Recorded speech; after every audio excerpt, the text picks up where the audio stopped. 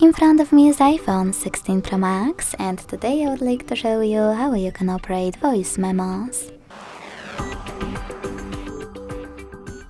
Begin by launching Voice Memos app and clicking on red button at the bottom to start recording. To access all recording options, hold this line at the top and drag it. To rename your recording right away, click on its name and type in whatever you want to. Now to pause it or unpause it, use this button at the bottom. To listen to it and skip it 15 seconds each way, use all of those buttons. To edit your recording right away, click on those options at the top corners. Adjust them and go back.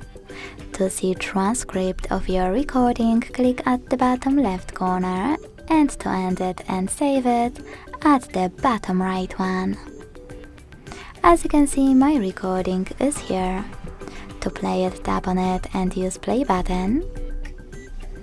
To access all of the edit options, click on this icon at the bottom left corner of your recording, or click on those three dots over here and operate all of those. To rename it from here, click on its name and type in wherever you want to. And last but not least, to get rid of it, use this bin. Thanks so much for watching. If you enjoyed this video, leave a like, comment and subscribe. Bye!